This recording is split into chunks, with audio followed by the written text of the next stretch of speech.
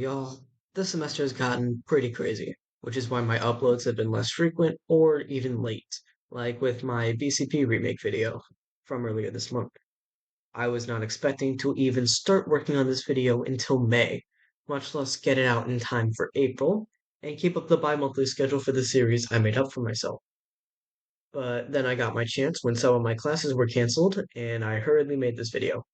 I even decided to make some new changes for this video that I'm gonna keep up for the rest of the series. But with all that out of the way, let's get started with the first true appearance of Retro Tracks. Mario Kart DS is well known for introducing Retro Tracks to the Mario Kart franchise. Unless you want to count Mario Kart Super Circuit's renditions of the Super Mario Kart tracks, which most don't. Mario Kart DS's Retro Tracks are also well known for being an incredibly weak selection both in its choices and its execution. While I don't have any nostalgia for this game, with my first playthrough of the game starting in January of this year, I went into this video fully expecting a truly terrible time, and I can certainly say that my expectations were incorrect. But let's talk about the structure for this video first. Much like the last video, which you should definitely watch before this one if you haven't, I'll start with the unlocking requirements before talking about the tracks, focusing on track quality, selection quality, and changes from the original version. Then I'll give the track a tier of either S, A, B, C, or D before giving the overall selection a ranking out of 10. As a couple of differences from last time, instead of going by track theme or just down the list of cups, I'll sort the tracks based on the game that they originated from. So I'll start off with the SNES Tracks, and then I'll do the N64 Tracks, and then the GBA Tracks, and then finally the GCM Tracks. And also, I will sometimes pull out opinions from anonymous sources that replied to a Google Doc or Google form I put out in a few Discord servers, on Reddit, and here on YouTube. And with all that out of the way, let's dive into the unlocking methods. The unlocking method in this game is nowhere near as ridiculous as it was in Mario Kart Super Circuit, rather thankfully. You start off with the shell and banana cups unlocked from the start, and after completing the first two, you unlock the leaf cup, and then after you complete that cup, you unlock the lightning cup. Much like Mario Kart Super Circuit, it applies based on which engine class you are using, and you only unlock the leaf and lightning cups for the specific engine class you beat the shell and banana cups in or the leaf cup in. You also need to unlock mirror mode by completing 150cc in its entirety, Nitro Tracks included. So it's a perfectly fine unlocking method, and I enjoy it significantly more than Mario Kart Super Circuit's absolutely atrocious unlocking method. And now, we can move on to the SNES Tracks. SNES Mario Circuit once again starts off a retro track selection rather mediocrely. It's still the same basic jelly bean track that it was in Super Mario Kart and Mario Kart Super Circuit, but for the first official retro selection, it makes perfect sense to include. Taking the mushroom shortcut is pretty fun, but with only one item set on the entire track, it's not very easy to do. It's mostly the same from the original, but with one key difference. There are only 3 laps instead of 5, which makes this track fly by even more than it normally does. It's a really basic track, but it's not a pain to drive on, so it gets an acceptable C tier. An anonymous source says about this track, while I may always clown Mario Kart DS for losing its quality from the Nitros to the Retros, I have to give credit to Mario Circuit 1 as the start of the retro gimmick as a whole. Being the start to Mario Kart altogether, why not make a new start with some other old tracks? However, it's Mario Circuit 1, it has 3 left turns and 1 right turn each lap, so it's not a top tier track. However, in this game, purely off of retros, it's a solid 6th place for me. SNES Donut Plains 1 is actually really underrated in my opinion. It is the weakest SNES track choice-wise due to Donut Plains being a really basic theme and Donut Plains 1 being an early Mushroom Cup track like Mario Circuit 1, but driving on the track is just really fun with all the nice turns to drift around and shortcuts to take. While this track does also suffer a bit because of the 3-lap change, it doesn't feel that bad because it's notably longer than the other SNES tracks, although the removal of the Monty Moles does hurt quite a bit. I don't think it does enough to get above C tier, but it's an underrated track in my opinion. SNES Cooper Beach 2 still sucks, while most of the things I disliked about it in Mario Kart Super Circuit were changed, like the road being super skinny, falling into the deep water being extremely easy, and the lack of actual hazards like the bouncing Cheep Cheeps that were returned to this version. It's just not fun to actually drive on, and it doesn't look very good, most notably with the green shrub circles that count as off-road, and the separation of the shallow water and the deep water. Oh, and also the water isn't fun to drive through because it limits your handling, and it suffers a bit from being 3 laps instead of 5. it's a D tier once again. Ooh boy, SNES Choco Island 2. Lots of people love to rag on this track, and I also want to be mean to it as well. Unlike Cooper Beach 2, the road is still ridiculously skinny, with parts that make it easy to go into the off-road, whether you got pushed off by a bigger driver or just missed a turn. The bumps in the road have been made so much worse, because they give you a bunch of air that can launch you into the off-road even when the road isn't super skinny, and they also lower your speed while you're in the air. Speaking of lowering your speed, the giant pile of mud is really infuriating because it's literally unavoidable and ruins your handling. And to top it all off, the track looks horrendous, with the yellowish-brown color scheme being a significant downgrade from the original. I don't feel bad giving this track a D-tier placement here. An anonymous source says about this track, "This is one of the worst tracks in the entire franchise, across all its iterations, but especially with this version because of how poorly it translated to DS's engine. The jumps make it incredibly easy to fly off the track, and the giant pile of chocolate mud isn't fun to drive through. And it also looks absolutely awful. DS's retro selection is filled to the brim with bad tracks, but this one takes the chocolate cake." Next up, we have N64 Moving Farms. Yep, this is a basic mushroom cut track. At least we don't have two circuits back to back, but this is mostly just an oval without any off-road to speak of.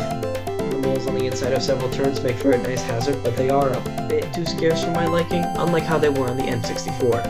And the two bridges are essentially a non-issue. It looks pretty nice, I guess, and while it's not the best choice for this game's retro selection, it could have been worse. It's a nice little track that I have some fun driving on, but that's really only enough to get it into C tier. Okay, this might be my hot take of the video, but I really don't see that many issues with N64 Frappe Snow N. Yeah, it's technically just an ice track, and in real life, I hate cold weather, but driving on this track is pretty fun. I love taking the turns and avoiding all the snowmen on the track, and the ice physics don't bother me as much as they did in Mario Kart Super Circuit's takes on the Vanilla Lakes. It even looks pretty good and was a pretty sensible choice for the time, all things considered. So I'm putting this track in C tier. Many will disagree with me, but I don't care. I like this track. We finally reached a good track with N64 Choco Mountain. This was a fantastic pick for this game, and it fixed many of the major issues the original had.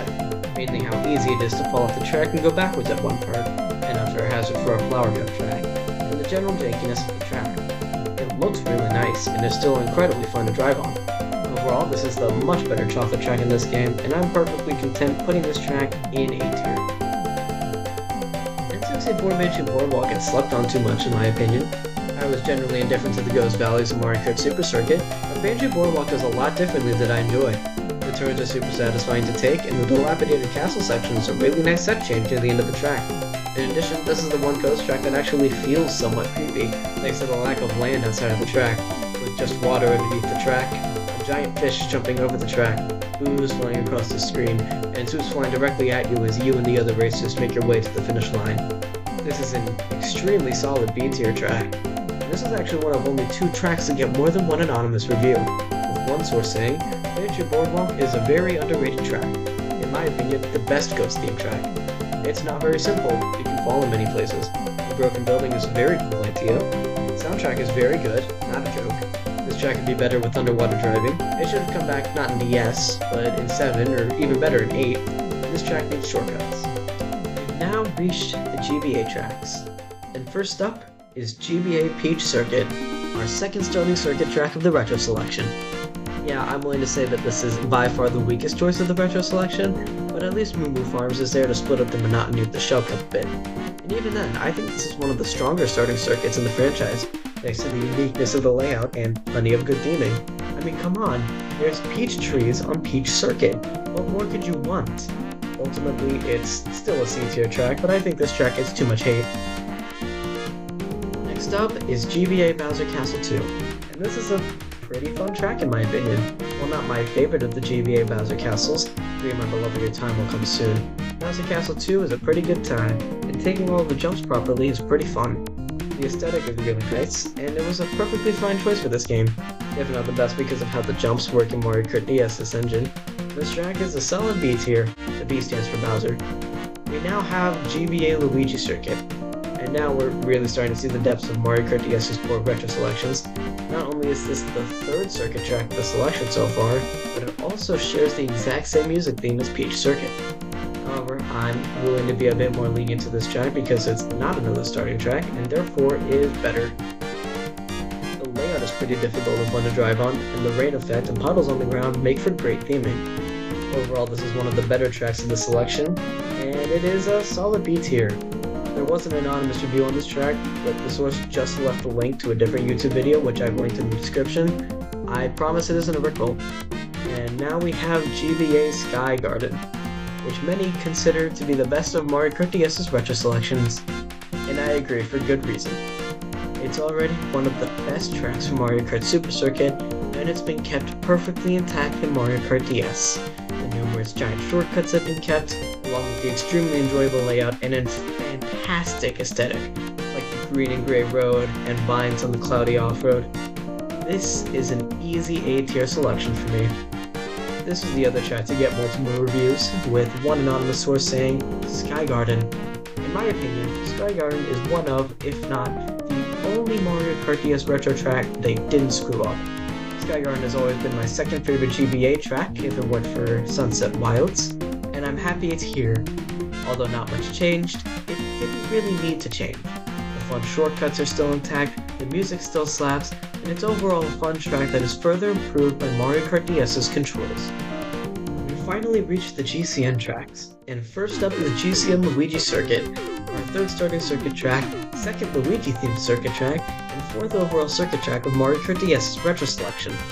Do I need to point out how stupid Mario Kart DS was with these choices? While Mario Kart Double Dash was at a really unfortunate spot due to the technical limitations of the DS, the fact that we had two back-to-back starting circuits at the end of the Shell Cup is truly embarrassing, even if we ignore SNES Mario Circuit 1 at the beginning of the Cup. But is GCM Luigi Circuit at least good? Like Peach Circuit?